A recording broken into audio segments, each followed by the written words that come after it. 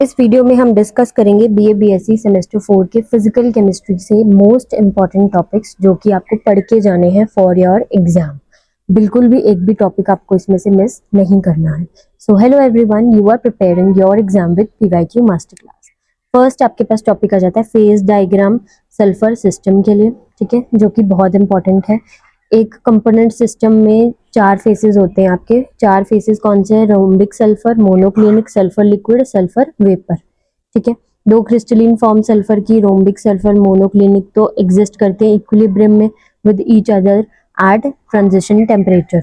और rhombic sulphur जो है वो स्टेबल हो जाएगा इस टेम्परेचर पे, वेयर एज मोनोक्लोनिक सल्फर जो है स्टेबल है above this temperature. At 120 degree Celsius monoclinic sulphur melt कर जाता है सल्फर लिक्विड में, ठीक है। तो 4 फेजेस में एक कंपोनेंट सिस्टम आपका जो है वो एग्जिस्ट करता है। अब हम इसको स्टडी करने वाले हैं। रोम्बिक जो आपका सल्फर है और मोनोक्लोनिक वाला हमने पढ़ा कि वो आपका इक्विलिब्रियम में एग्जिस्ट करता है और उनका ट्रांजिशन टेम्परेचर क्या 95.6 डिग्री सेल्सियस है, ठीक है। और मोनोक्लिनिक और आपका जो लिक्विड वाला है वो जो है मोनोक्लिनिक मेल्ट हो जाता है इनटू सल्फर लिक्विड, किस पे 120 डिग्री सेल्सियस पर, ठीक है। इट मे बी नोटेड कि सारे आपके 4 फेसेस सल्फर के कैन नॉट को एग्जिस्ट, एक साथ तो एग्जिस्ट नहीं करेंगे। This is forbidden by the phase rule equation as follows, F is equal to C minus का P plus 2। Sulphur is one component system, therefore C तो आपका 1 हो जाएगा। There are 4 phases, so P की value 4 हो जाएगी। Then F is equal to C की value डालो 1 माइनस का P की वैल्यू 4 प्लस का 2, क्या आ जाएगा आपके पास? फॉरबिडन निकालेंगे हम माइनस का 1। F is equal to minus का 1 not possible. However F is equal to 0 होता है जब and C is equal to 1 होता है, then the phase rule equation becomes, क्या बन जाती है आपकी? F 0 ले लो, C की वैल्यू 1 ले लो, माइनस का P प्लस का 2, तो P क्या बन जाता है आपके पास? 3, ठीक है। दस maximum number of phases that can को एग्जिस्ट इज 3, एक साथ जो एग्जिस्ट कर सकते हैं वो 3 है। However actual number of phases जो कि एग्जिस्ट कर सकते हैं इक्विलिब्रियम में वो डिपेंड करते हैं on the conditions of the temperature and pressure, ठीक है। फेज डायग्राम सल्फर का आपको यहाँ पर शोन है। इसमें आपको कैसे बनाना है? एक्स एक्सिस पे आपने टेम्परेचर ले लेना है सेल्सियस में एंड यहाँ पर वाई एक्सिस में आपने प्रेशर ले लेना है, एटमॉस्फेरिक प्रेशर, ठीक है। अब यहाँ पर आपको क्या करना है? कर्व्स देखने हैं। डायग्राम शो करता है 6 इक्विलिब्रियम कर्व्स शो करने वाला है ये आपको। ए बी देखेंगे आप, बी सी देखेंगे, B C, C D, B E, C E and E G, ठीक है। 6 आपके इक्विलिब्रियम कर्व्स देखने को मिलेंगे आपको and 4 metastable equilibrium curves. कौन कौन से? B O, B F, N C O and E O. These curves divide the phase diagram into 4 areas. Curve जो आपका ए बी है वो आपका सब्लिमेशन कर्व है रोम्बिक सल्फर का, ठीक है। सब्लिमेशन का क्या मतलब होता है? डायरेक्टली आपका सॉलिड इनटू गैसियस में चले जाना। It shows variation of vapour pressure of S R with temperature along this curve. 2 phases S R and S V are in equilibrium. इस कर्व के अलोंग कौन कौन से आपके S R and S V are in equilibrium, ठीक है। The curve starts from the point B, B से शुरू हो रहा है, नेक्स्ट कर्व आ जाएगा and the transition temperature 95.6 degree Celsius of S R and S M and terminate at A. A पर ये खत्म हो रहा है आपका 50 डिग्री सेल्सियस पर। Below point A the vapour pressure of rhombic sulphur can not be measured. उससे नीचे आप और मेजर नहीं कर पाएंगे किसका? रोम्बिक सल्फर का, ठीक है। As there are 2 phases S R and S V in equilibrium along this curve, तो ये रिप्रेजेंट करता है univariant system as predicted by phase rule equation, जो कि आपकी F is equal to C minus का P प्लस का 2, क्या दे रहा है यहाँ पर? 1 दे रहा है, ठीक है। सेकेंड आ जाता है कर्व BC, सब्लिमेशन कर्व है किसका? ये BC क्या है? सब्लिमेशन कर्व है आपके मोनोक्लिनिक सल्फर का। ये शो करता है variation of vapour pressure of SM with temperature. Monoclinic sulphur की कैसे वेपर प्रेशर डिफर कर रहा है आपके टेम्परेचर के साथ। अलोंग दिस कर्व 2 फेजेस हैं आपके पास, SM and SV are present in equilibrium with each other, ठीक है, मोनोक्लोनिक और SV। The curve starts from the point C, 120 degree Celsius पर ये शुरू हो रहा है, इस पॉइंट पर 120 डिग्री सेल्सियस पर एंड टर्मिनेट कर जाता है एट बी 95.6 डिग्री सेल्सियस पर खत्म हो रहा है, which is the transition temperature of SR, ठीक है। The system along this curve is univariant. Next है curve CD, vapour pressure curve of sulphur liquid. CD क्या है आपके पास? वेपर प्रेशर कर्व किसका? लिक्विड सल्फर का, सल्फर लिक्विड का। It shows the variation of vapour pressure of sulphur liquid with the temperature. SL and SV equilibrium में है along this curve. So ये एक यूनिवेरिएंट सिस्टम है अगेन, एंड कर्व स्टार्ट हो रहा है पॉइंट C जो कि 120 डिग्री सेल्सियस से शुरू होकर विच is the melting point of SM and terminate eight D, critical point after which only SV exist, जिसके बाद आपको सिर्फ SV देखने को मिलेगा। यहाँ पर SV के साथ देखा ना हमने, यहाँ पर भी SR SV के साथ था इक्विलिब्रियम में, BC कर्व के अंदर भी आपने देखा SV के साथ था equilibrium. The curve starts at point C, which is melting point of SM, terminate at D, the critical point after which only SV exists. One atmosphere line meet this curve at temperature 444.6 degree Celsius, which is the boiling point of sulfur. ठीक है, curve CE देख लेते हैं अब हम लोग। CE curve कौन सा है तुम्हारा? ये वाला CE curve, melting point curve of SM. It shows the effect of pressure on the melting point of SM. Along this curve क्या हो रहा है? दो phases SM और SL exist कर रहे हैं इक्विलिब्रियम में। जो कर्व है आपका वो रिप्रेजेंट कर रहा है एक univariant system again. CE slopes away from the pressure axis, showing that slope इसकी क्या है? अवे है फ्रॉम द एक्स एक्सिस। ठीक है, स्लोप काफी इसकी हाई है, देख सकते हैं आप यहाँ पर। तो ये शो करता है आपको कि melting point raise by increase in pressure. The curve ends at E, curve कहाँ पर खत्म हो रहा है आपका? E पर खत्म हो रहा है, beyond which SM does not exist. अब मोनोक्लिनिक सल्फर इसके बियॉन्ड एग्जिस्ट नहीं करने वाला, ठीक है, इस टेम्परेचर के beyond. Curve EG, melting point को इसका SR का। अलोंग दिस कर्व दो फेसेस आपके SR and SL in equilibrium, ये सिस्टम भी आपका यूनिवेरिएंट है। नेक्स्ट आ जाता है curve BE, transition curve. This curve separate region of SR and SM. It represent equilibrium between two allotrope SR and SM. Allotropes कौन कौन से हैं? Rhombic sulphur and monoclinic sulphur. Each point on this curve represents a definite temperature and pressure, जिसपे दो crystalline form SR and SM change reversibly into one another. BE curve, BE curve कौन सा आपका? ये वाला, ठीक है। ये क्या है? ट्रांजिशन कर्व है। SR and SM are in equilibrium, ठीक है, okay. The curve BE represent univariant system. At pressure P1 at point W, rhombic sulfur changes into monoclinic sulfur. It corresponds to temperature T1, ठीक है। P1 pressure पर W point पे, यहाँ पर क्या होता है? इस पॉइंट के बाद रोम्बिक सल्फर जो है वो मोनोक्लिनिक सल्फर में बदल जाएगा, ठीक है। और ये टेम्परेचर T1 से इन्होंने डिनोट कर दिया, ठीक है, एंड प्रेशर को P1 से इन्होंने डिनोट कर दिया। कीपिंग प्रेशर कांस्टेंट, इंक्रीज करते जाओ टेम्परेचर, SR चेंज होता जाएगा तुम्हारा SM में। While and increasing temperature SM बदल जाएगा SR में। At temperature T1, one form changes to other and two are in equilibrium. This is known as transition point or transition temperature. Temperature जिस पर आपका SR change हो जाता है SM में and reversibly at a definite pressure. Similarly, T2 another transition temperature है at pressure P2. Curve BE or CE slope away from the pressure axis, showing that the transition temperature and the melting point of monoclinic sulfur increase करता है with the increase in pressure. जितना आप pressure increase करते रहेंगे उतना आपका transition temperature and melting point monoclinic sulphur का increase होता रहेगा, ठीक है। ट्रिपल पॉइंट BCE और metastable triple point O। Triple point B में आपने लिखना है at this point curve AB BC and BE meet कर रहे हैं, और पॉइंट B पर क्या हो रहा है? तीन फेसेस इक्विलिब्रियम में, वो है SR SM SV। At this point अगर टेम्परेचर प्रेशर को चेंज करेंगे, one of the phase disappear and there are three phases at this point. ये रिप्रेजेंट करता है एक नॉन वेरिएंट सिस्टम। F निकाल के दोगे यहाँ पर आप, C माइनस का P प्लस का 2, ये जीरो आना चाहिए आपका। At point B SR change हो गया SM में, और ये प्रोसेस रिवर्सिबल है। So temperature corresponding to point B represent करता है तुम्हारा ट्रांजिशन टेम्परेचर, जो कि 95.6 डिग्री सेल्सियस है। ट्रिपल पॉइंट C में देख लो, curves BC CD CE meet कर रहे हैं, ठीक है। ये कौन से ट्रिपल पॉइंट्स की बात हो रही है यहाँ पर? तुम्हारे B, ये ट्रिपल पॉइंट जहां पर तुम्हारा ये कर्व्स मीट कर रहे हैं, ठीक है।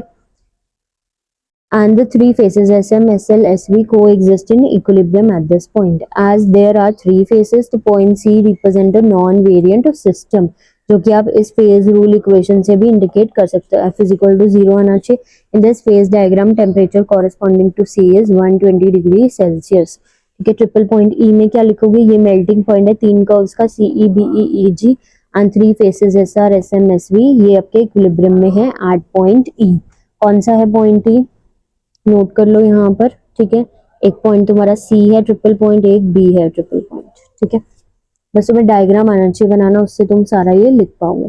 सिस्टम नॉन वेरिएंट है. अगेन ये पॉइंट कॉरेस्पॉन्ड कर रहा है टेम्परेचर 155 डिग्री सेल्सियस और इतना एटमॉस्फेरिक प्रेशर 1290, जिसपे तीन faces SR, SL and SM को एग्जिस्ट करने वाले हैं. One of the variable that is temperature या फिर प्रेशर को तुम चेंज करोगे तो एक फेस तुम्हारा डिसअपियर हो जाएगा. इन अदर वर्ड्स की सिस्टम के पास कोई भी डिग्री ऑफ फ्रीडम नहीं है. मेटास्टेबल ट्रिपल पॉइंट O अब डिफाइन करना है तुमने, तो this point can be reach जब ऐसा रैपिडली ही तुम हीट करोगे तेजी से. Eight this point three metastable faces SR, SL, SV equilibrium में होते हैं at temperature 114 degree Celsius and 0.025 mm pressure of sulphur vapour. ये रिप्रेजेंट कर रहा है तुम्हारा मेल्टिंग पॉइंट SR का under metastable conditions. Since on changing any of the variable, जैसे तुम टेम्परेचर प्रेशर चेंज करते हो, one of the phase will disappear. So that is at this point system has no degree of freedom. हर में तुमने यही line लिखनी है और लिखना है नॉन वेरिएंट सिस्टम है और F0 लिखकर आना है बस. ठीक है, नेक्स्ट आ जाता है तुम्हारे पास लेड सिल्वर सिस्टम. ये तुम्हारा दो कंपोनेंट सिस्टम है, एक लेड और एक सिल्वर. ठीक है, इन्वॉल्व करता है ये सॉलिड लिक्विड इक्विलिब्रियम को और ये फॉर्म करता है एक सिंपल यूटेक्टिक. ठीक है, लेड जो है तुम्हारा एंड सिल्वर जो है, ये दो तुम्हारे कंपोनेंट्स है. पॉसिबल फेजेस क्या हो सकते हैं कि सॉलिड लेड हो, सॉलिड सिल्वर हो और solution of molten lead and silver हो, और चौथा तुम्हारा वेपर.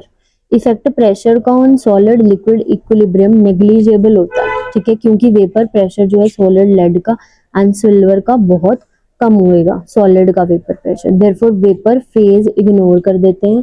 दस लेड सिल्वर कंडेंस सिस्टम है, उसमें तीन ही फेजेस होंगे. ठीक है, हेंस आपका जो है रिड्यूस्ड फेज रूल इक्वेशन जो है वो क्या होगी, F is equal to C minus का P प्लस का 1 एप्लीकेबल है. यहाँ पर टेम्परेचर कंपोजिशन फेज डायग्राम तुमको यहाँ पर शो रखा है, जिसके अंदर तुम देखो यहाँ पर क्या है, phase diagram of lead silver system देख रहे हैं हम. उसके अंदर तुम कंपोजिशन ले रहे हो एक्स एक्सिस पे और टेम्परेचर ले रहे हो तुम वाई एक्सिस पर.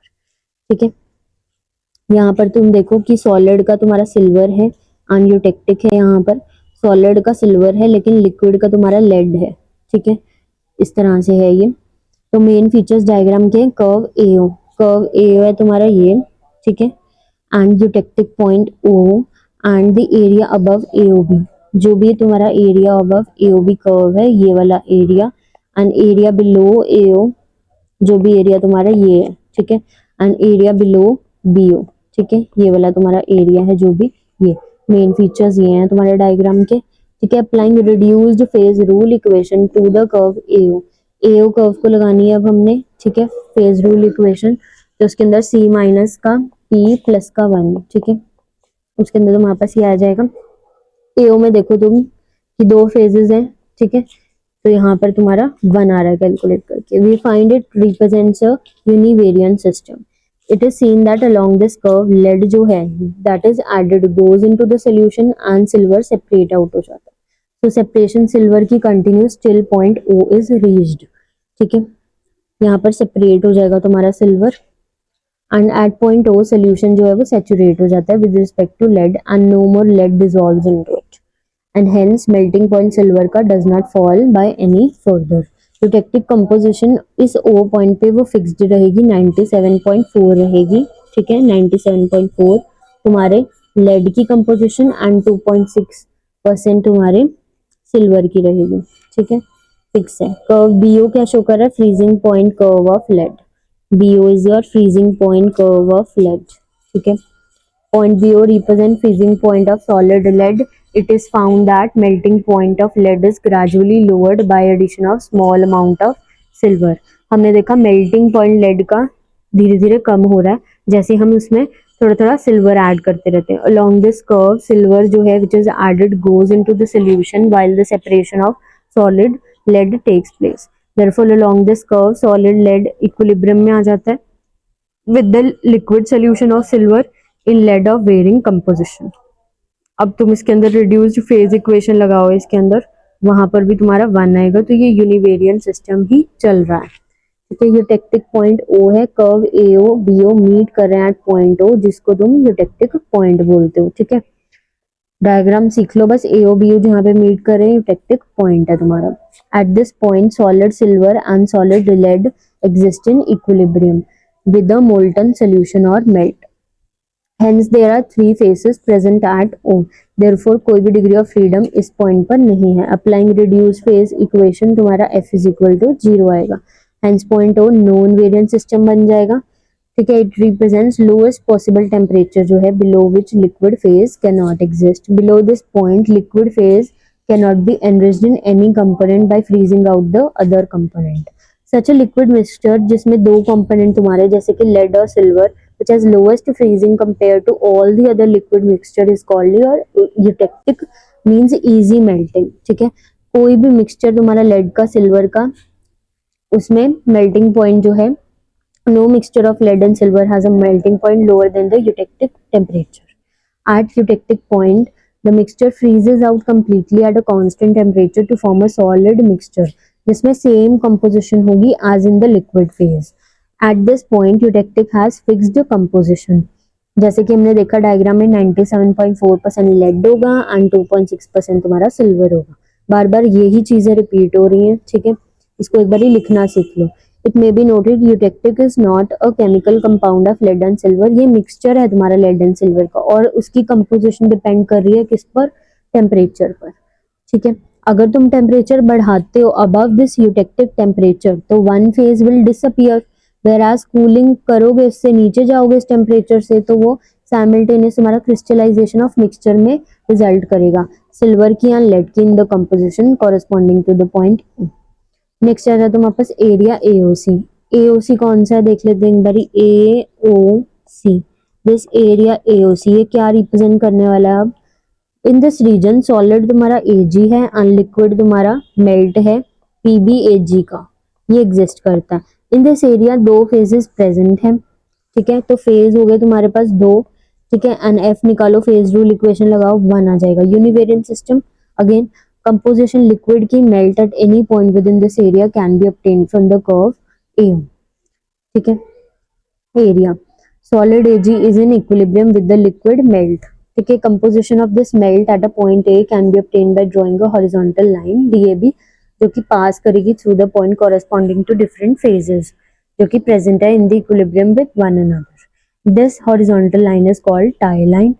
एट पॉइंट डी क्या होगा, ऑलमोस्ट प्योर एजी तुम्हारा प्रेजेंट होगा। At point B almost all the component is liquid melt. However composition at point A जो है वो लेवर रूल से मिलेगी तुम्हें, that is amount of silver divided by amount of melt is equal to AD upon AB. Area BOD का क्या दिखा रहा है, इस रीजन में सॉलिड लेड है, लिक्विड मेल्ट है, वो एग्जिस्ट कर रहे हैं। Composition liquid melt at any point within this area can be obtained as in case of the area AOC. इसमें भी तुम यूनिवेरिएंट सिस्टम दिखाना है बस। एरिया बिलो लाइन सीओडी क्या होने वाला है, इन दिस एरिया 2 फेजेस है, सॉलिड सिल्वर सॉलिड लेड। ठीक है, 2 फेजेस तुम्हारे पास है, P2 हो गया। F is equal to C minus का P प्लस का 1 क्या दिखेगा यहाँ पर, 2 माइनस का 2 प्लस का 1 जो कि तुम्हारे पास 1 आ जाएगा। Hence this area represent univariant system again। In this region marked eutectic and solid Ag, there are silver crystal and solid eutectic crystal, while in the area marked eutectic plus solid Pb, fine lead crystals तुम्हारे present होंगे along with eutectic crystals। Next आ जाता है application किसकी, lead silver system की, Pattinson process जिसको कहते हैं इंपॉर्टेंट है। गलेना एक और है लेड की जो कि यूजुअली कंटामिनेटेड 0.1% सिल्वर से। This lead is therefore called argentiferous lead. For separating silver इस अलॉय से तुमने करना है, argentiferous lead is heated much above the melting point of lead so that system में क्या रह जाए, सिर्फ लिक्विड फेज जो कि रिप्रेजेंट कर रहे हो तुम एक्स पॉइंट से इन द फेज डायग्राम, यही रह जाए। Liquid solution at point X को धीरे धीरे हम तुम कूल करोगे स्लोली, टेम्परेचर लिक्विड मेल्ट का fall along the line XY. As soon as Y reach हो जाएगा तो lead will start crystallizing. As a result तुम्हें residual solution जो है वो richer in silver मिल जाएगा. अगर तुम्हारी कूलिंग चलती ही रही ऐसे तो सिस्टम शिफ्ट कर जाएगा along the curve YO with the lead continuing to separate and remove हो जाएगी with the help of ladles. As cooling is continued, liquid solution जो है continue to be richer in silver until point O and percentage of Ag grows to about 2.5%. This process of removing silver is called desilverization of lead, and this principle is employed in Pattinson's process for increasing the concentration of silver in the lead silver alloy.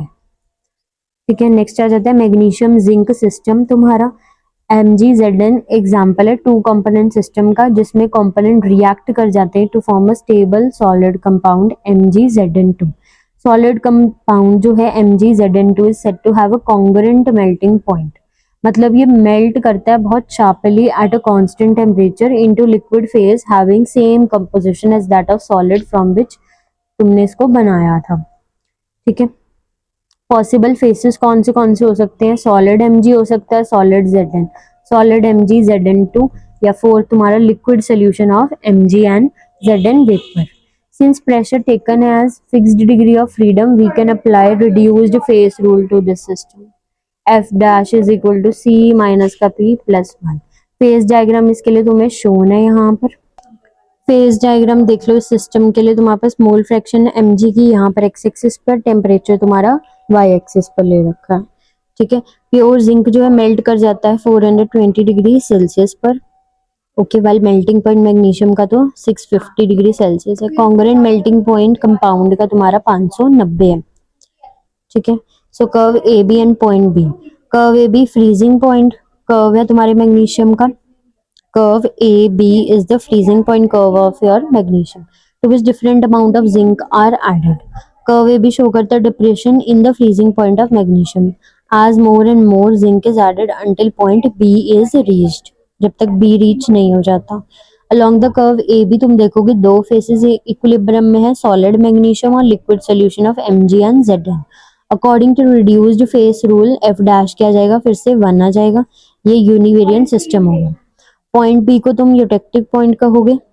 ठीक है, at this point new phase MgZn2 also appears. यहाँ पर तुम्हारा जो है एक नया phase MgZn2 भी अपीयर हो जाता है. Thus at this point three phases are in equilibrium, solid MgZn2 and liquid melt.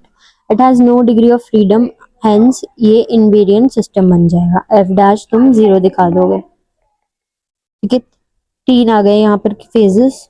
ठीक है, P इज इक्वल टू 3 हो जाएगा. कर्व BC है and point C.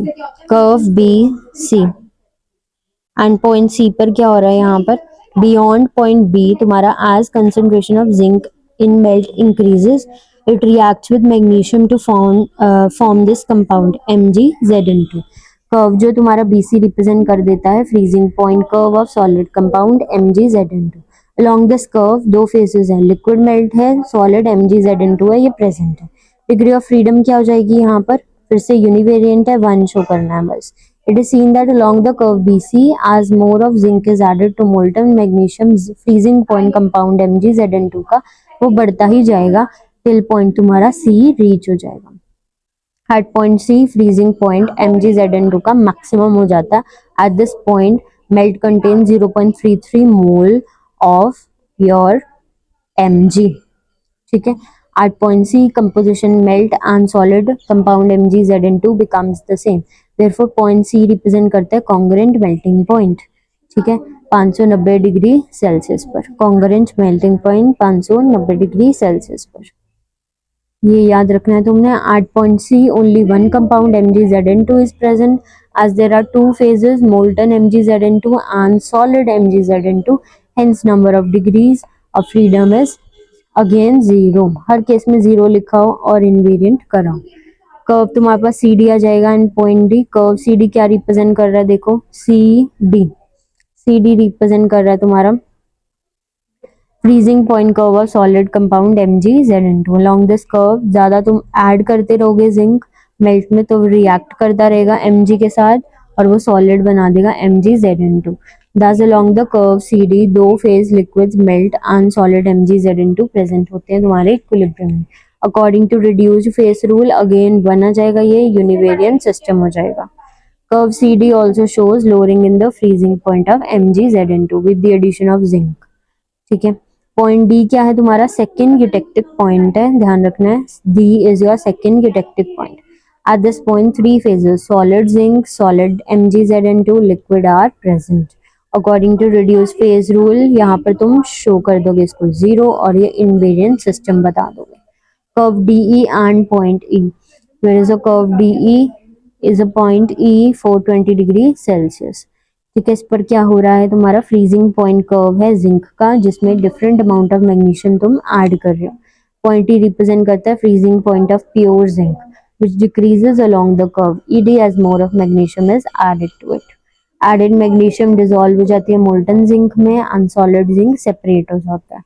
Separation zinc की चलती रहेगी till point D is attained which is eutectic point as already explained. D is your eutectic point. ठीक है. The conductance मेजर है तुम्हारा of ease with which current flow करता है through the conductor and it is reciprocal of resistance. फिर तुम लिखोगे C is equals to 1 upon R. ठीक है. It is represented by C.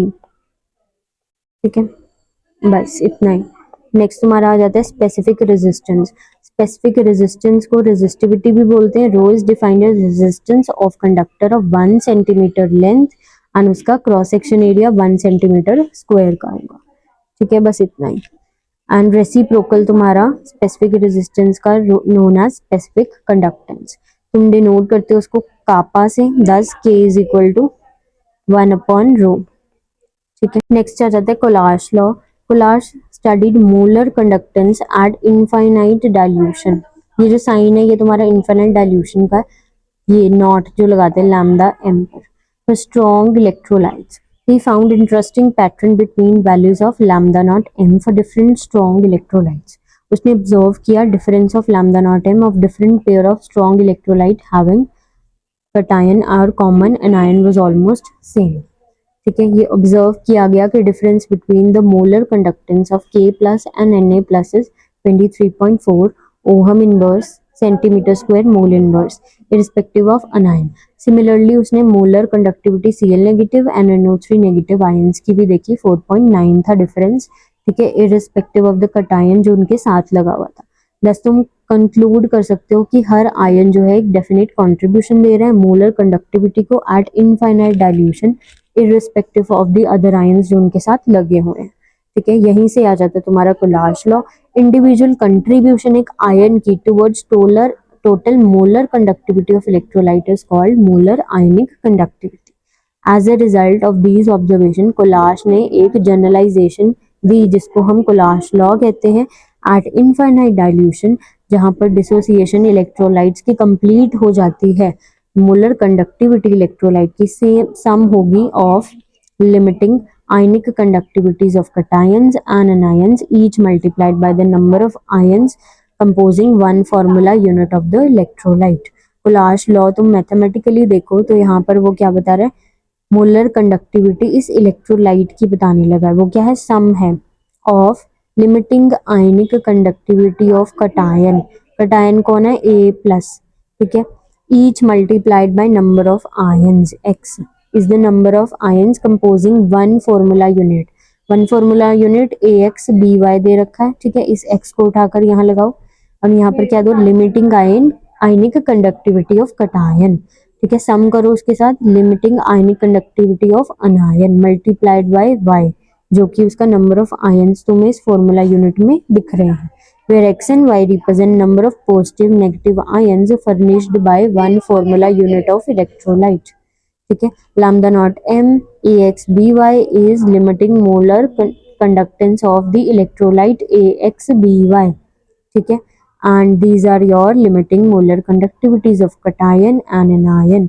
For example NaCl, इसकी तो मोलर कंडक्टिविटी निकाल लो. वो क्या होगा तुम्हारा? सम होगा इनकी लिमिटिंग कंडक्टिविटीज का. ठीक है, इस तरह से. Next, based on Coulomb law, it is possible to calculate molar conductivity of weak electrolyte at infinite dilution by simply adding and subtracting lambda naught values of given electrolytes, जैसे कि acetic acid CH3COOH। ठीक है, इसकी तुम molar conductivity calculate करो, इसके अंदर क्या करो, ऐड कर दो तुम इसके अंदर, इसमें अंदर ले लो CH3COONA।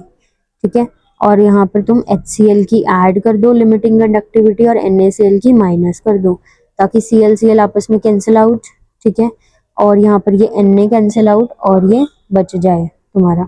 ठीक है, इस तरह से इसको अलग करके लिखा उसने और वो कैंसिल आउट होकर वापस तुम्हारा ये आ जाए। In terms of equivalent conductance, Kohlrausch law को तुम इस तरह से स्टेट करोगे, इक्विवेलेंट कंडक्टेंस इलेक्ट्रोलाइट के at infinite dilution is sum of equivalent conductance of cation and anion.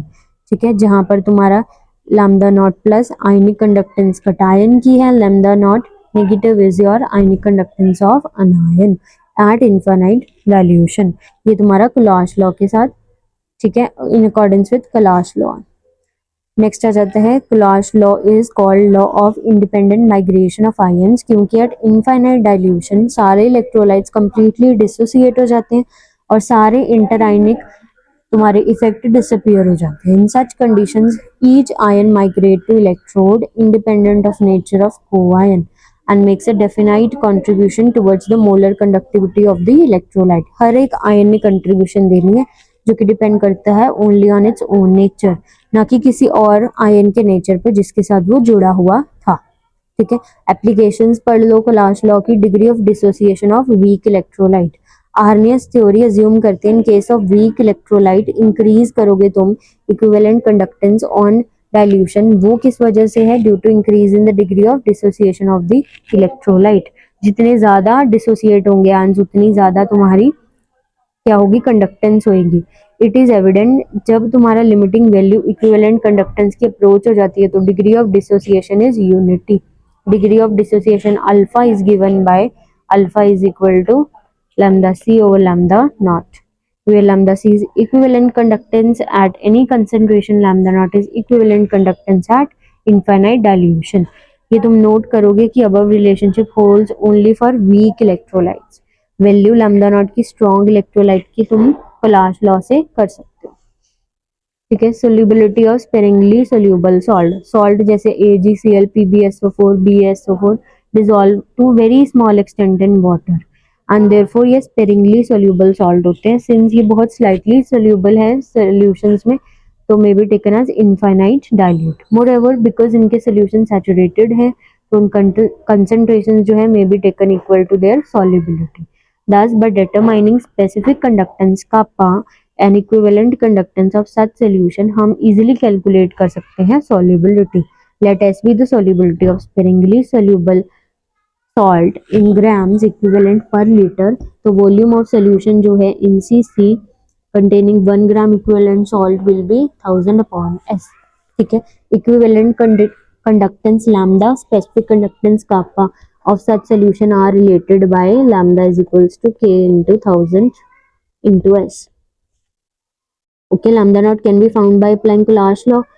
ठीक है, इस तरह से पढ़ के चले जाना। Ostwald dilution law, ionization of weak electrolyte. Mention earlier कि वीक इलेक्ट्रोलाइट आयनाइज होते हैं सिर्फ पार्शियली, आधे अधूरे, पूरे नहीं। According to Arrhenius theory of ionization, ion formed as result of dissociation of weak electrolyte ये प्रेजेंट होते हैं डायनामिक इक्विलिब्रियम में विद अनएसोसिएटेड मॉलिक्यूल्स। जैसे तुम ये आयनाइजेशन करो बाइनरी वीक इलेक्ट्रोलाइट की, कंसिडर कि वो टूट रहा है तुम्हारा A plus and B negative में। 1998 में ऑसवाल्ड अप्लाई करा उसने, ऑसवाल्ड डाइल्यूशन लॉ। ठीक है, उसने क्या कोशिश करी, applied law of chemical equilibrium to such chemical equilibria and obtain करा एक रिलेशनशिप जिसे हम ऑसवाल्ड डाइल्यूशन लॉ बोलते हैं। लेट सी मोल पर litre, be concentration of electrolyte in the solution, alpha उसकी डिग्री ऑफ डिसोसिएशन ले लो, concentration various species at equilibrium would be as under. A B होगा तुम्हारा इक्विलिब्रियम में होगा किसके साथ, A plus B negative, dissociate हो रहे हैं वापस जुड़ रहे हैं। इनिशियल कंसेंट्रेशन C है इसकी, ऐसे इक्विलिब्रियम कंसेंट्रेशन क्या होगी, C माइनस का C अल्फा। इसकी सी अल्फा बने हैं और यहाँ पर सी अल्फा बने हैं। This is equal to C 1 minus का alpha. Law of chemical equilibrium क्या कहता है, K D is equal to your, ठीक है, इनकी concentration A plus B negative की concentration divided by A B की concentration, C alpha divided by C 1 minus का अल्फा। ठीक है, बन गया तुम्हारे पास ये चीज। फिर Kd is dissociation constant of the electrolyte AB, like any other equilibrium constant Kd constant रहेगा सिर्फ एक constant टेम्परेचर पर। ठीक है, वीक इलेक्ट्रोलाइट के लिए ऑर्डिनरी कंसेंट्रेशन अल्फा बहुत कम है ना, लेस देन 1 है डिसोसिएशन। अल्फा तुम नेग्लेक्ट कर सकते हो in comparison to 1 in the denominator, यहाँ पर 1 माइनस का अल्फा है ना, इधर 1 माइनस का अल्फा तुम नेग्लेक्ट कर सकते हो। यहाँ से बन जाएगा के डी बराबर C alpha square. Simplified formula तुम्हारे पास ये बन गया। अल्फा की वैल्यू क्या आ गई यहाँ से, under root K D divide by C. Expression 1 and 2 तुम्हारे ये कर रहे हैं ऑसवेल्ड डाइल्यूशन लॉ। इसका क्या मतलब है कि dissociation constant is inversely proportional to under root C. From the equation 2 obvious है degree of dissociation alpha increase करेगा जैसे तुम्हारा सी जो है वो डिक्रीज करेगा। सी अप्रोच करेगा 0 को, अल्फा अप्रोच करेगा 1 को। जैसे ओसवाल्ड डाइल्यूशन लॉ तुम स्टेट कर सकते हो, वीक बाइनरी इलेक्ट्रोलाइट के लिए degree of dissociation inversely proportional होता है to square root of molar concentration. ठीक है, लिमिटेशंस पढ़ लो ऑसवाल्ड डाइल्यूशन लॉ की, इंपॉर्टेंट है। Ostwald dilution law hold good only for weak electrolytes in dilute solution and fail कर जाता है completely in the case of strong electrolyte जैसे HCl, NaOH।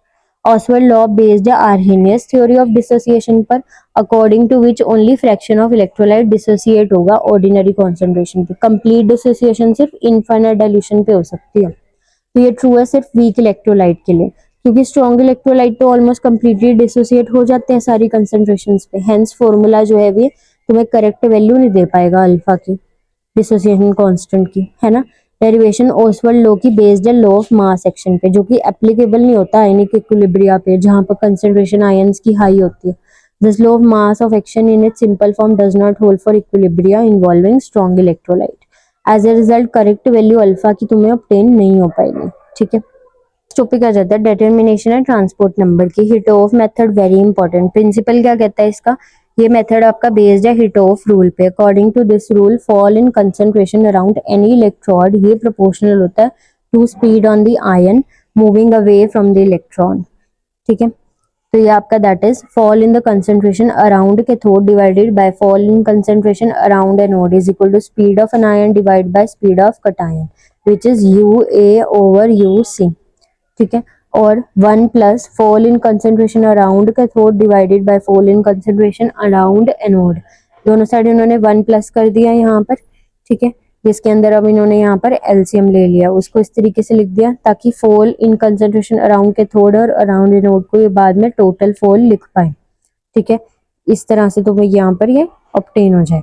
इन्वर्ट कर दिया दोनों साइड्स को, हम लिख पाएंगे fall in concentration around anode divided by total is equal to UC divided by UA plus UC which is equal to TC। Expression concentration in terms of gram equivalent हम इस तरह से लिख पाएंगे। ठीक है, अगर हमें वैल्यूज TC की पता हो तो वैल्यू TA की भी हम फाइंड आउट कर सकते हैं। फ्रॉम दीज इक्वेशंस हम कैलकुलेट कर पाएंगे ट्रांसपोर्ट नंबर्स को, हेंस रिलेटिव आयनिक मोबिलिटी को, from measurement of fall in concentration during electrolysis. ठीक है, it should be noted above calculations are applicable only if electrodes are not attackable। ठीक है, measurement कैसे करनी है ट्रांसपोर्ट नंबर की, by Hittorf method. For measurement of transport number apparatus should be such that first there should be 3 separate compartment, anodic, cathodic और middle compartment आपका अलग होना चाहिए। During electrolysis there should be no intermixing of solution of this compartment. Third, solution from any compartment can be withdrawn without disturbing the solution in the other compartments। Case first आ जाता है जब electron तुम्हारे not attackable है। ठीक है, platinum electrode तुम use कर रहे हो after passing electric current. Weight तुम एनोडिक सोल्यूशन का ले लो W1 grams. Weight of AgNO3 found to be present in it by titration is equal to W2 grams. Weight तुम्हारे वाटर का क्या हो जाएगा, W1 माइनस का W2 ग्राम्स। ठीक है, therefore W1 minus का W2 grams of water contains W2 grams of AgNO3। After electrolysis. ठीक है, बिफोर पासिंग इलेक्ट्रिक करंट क्या था, W3 ग्राम सोल्यूशन तुम्हारा कंटेन करता था AgNO3 is equal to W4 ग्राम करता था। ठीक है, W3 ग्राम ऑफ सोल्यूशन तुमने उठाया, उसके अंदर AgNO3 W4 ग्राम है। वेट वाटर का इन the solution will be W3 minus W4। Hence before electrolysis इतना वाटर कंटेन्ड था इतने AgNO3 में। तो weight of water remains unchanged after electrolysis, ऐसा होता है। तो W1 minus W2 grams of water will contain this. Where electrons are not attackable, the amount of Ag or Cu deposited in colorimeter X is less than the actual increase in the concentration of Ag plus in anodic compartment. So X is less than Y. Therefore, fall in concentration in anodic compartment is Y minus ka X grams equivalent of Ag.